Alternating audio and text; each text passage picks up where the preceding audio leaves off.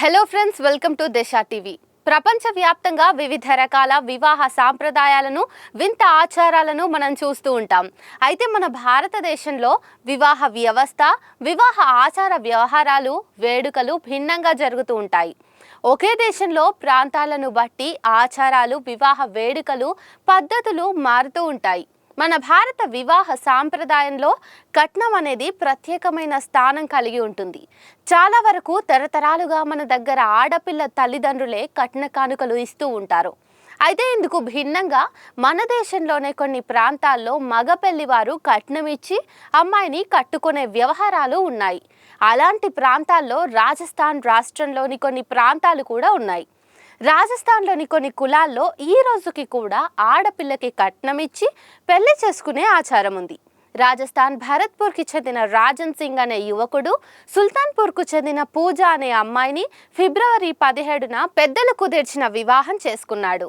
తమ సాంప్రదాయాలను అనుసరించి అమ్మాయికి నగలతో పాటు 7 లక్షల నగదు కూడా ఇచ్చారు పెళ్లికొడుకు కుటుంబ సభ్యులు. అలా పెళ్లికూతురికి పెళ్లికొడుకు అమ్మా నాన్నలు బంగారు నెక్లెస్, 3 బంగారు ఉంగరాలు, 2 చేతులకు బంగారు కంకణాలు పెట్టారు. అంతేకాకుండా అబ్బాయి తన అందమైన భార్య పూజ మీద ప్రేమతో 1,00,000 నగదు కూడా ఇచ్చాడు.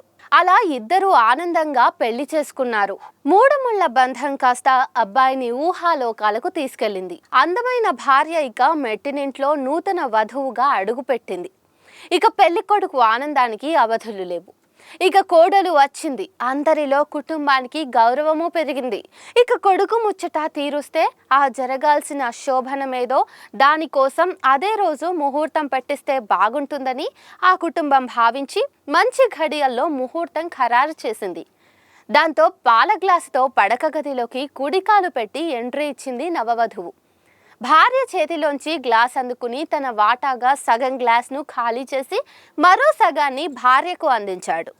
అయితే వెనువెంటనే అతని కళ్ళు బయర్లు కమ్ముకోవడం మొదలైంది. మసకబారిన కళ్ళు కాస్త నిమిషంలోనే పూర్తిగా నిద్రావస్థలోకి జారుకుని మత్తుగా గాఢ నిద్రలోకి జారుకున్నాడు రాజన్ సింగ్. అతనలా పడుకోగానే పూజ ఆబగా బీరువాలో ఉన్న 25,000 నగదు, నగలు బ్యాగ్లో వేసుకుని వెనుక వైపు దారి నుంచి ఎస్కేప్ అయిపోయింది. తెల్లారి నిద్రమత్తు వదిలిన రాజన్ సింగ్ అయోమయ స్థితిలో తన భార్య కోసం వెతికాడు. కాసేపటికే అతనికి విషయం అర్థమై పోలీస్ స్టేషన్కు పరుగు తీశాడు. పోలీసులు కేసు నమోదు చేసి పూజ కోసం వెతుకులాట మొదలుపెట్టారు. అయితే పోయినేడాది కూడా ఇలాగే 3 ఘటనలు జరిగాయట.